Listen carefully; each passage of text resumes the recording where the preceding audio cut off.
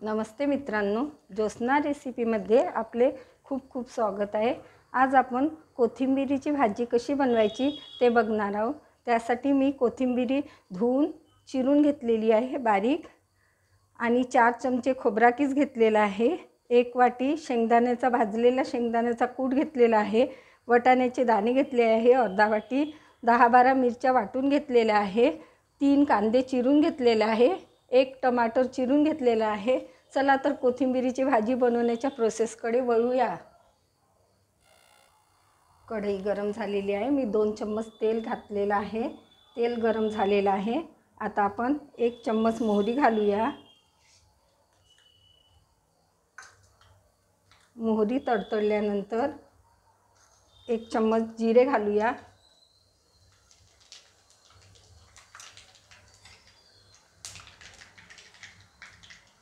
आता हे बारीक चिरलेले कांदे घालूया।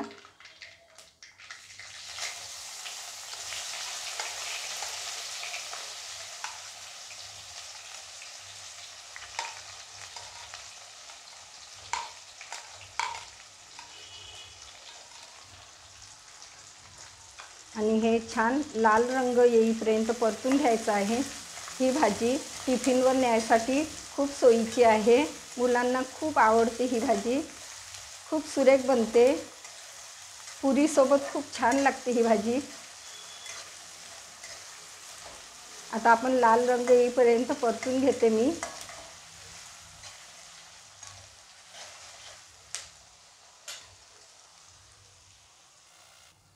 तीन मिनिट झालेले आहे। मी छान कांदे परतून घेतलेले आहे। आता आपल्याला हे मिरच्या घालायच्या आहे। ह्या वाटलेल्या आहे, तुम्ही चिरूनही घालू शकता, परंतु वाटलेल्या असल्या की ह्या छान मिक्स होतात, टेस्ट छान लागते याची। याला छान शिजवून घ्यायचं आहे 1 मिनिटापर्यंत। मिरच्या ह्या कच्च्या राहिल्या नाही पाहिजे, नाहीतर भाजीची टेस्ट चांगली लागत नाही। म्हणून मिरच्या छान शिजू द्यायच्या। असं परतत राहायचं शिजेपर्यंत।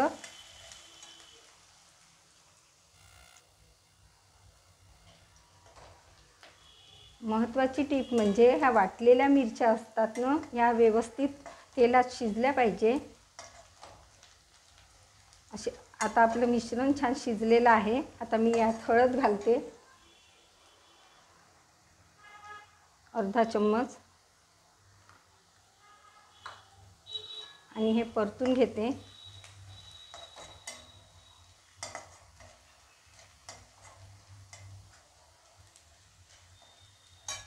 आता मी हा टमाटर घालते। हेही परतून घ्यायचं आहे। वाटाण्याचे दाणे,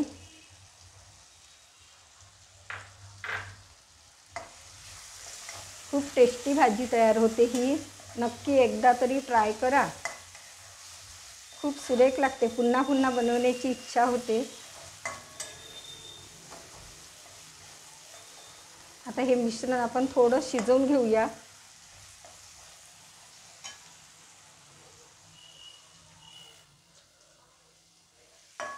बघा मिश्रण छान शिजलेलं आहे। आता मी यात अर्धा चम्मच मीठ घालते चवीनुसार आणि हे ढवळून घेते।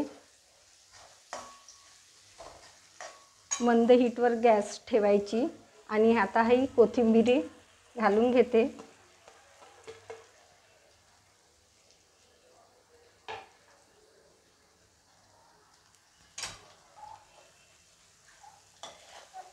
आणि ही परतून घ्यायची आहे।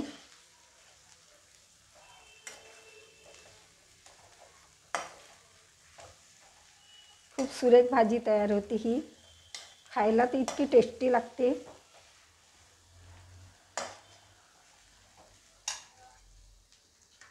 आता हा आपण शेंगदाण्याचा कूट घालूया।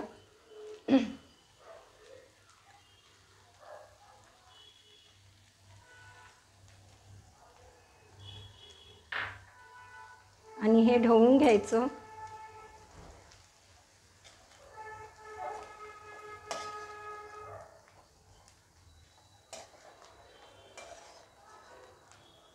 खूप मस्त भाजी तयार होते। बघा,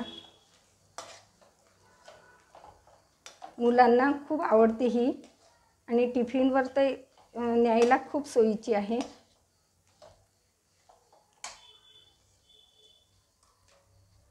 आता मी हा खोबरा कीस घालते आणि सोप मी भाजून बारीक केलेली आहे, ही 1 चम्मच। ही मी सांगायला विसरले होते तुम्हाला। आणि हे परतून घ्यायचं आहे।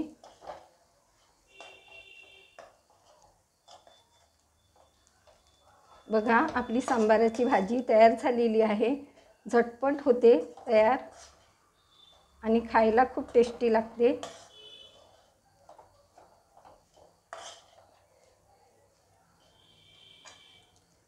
चला तर मग वळूया सर्व करण्याच्या प्रोसेसकडे।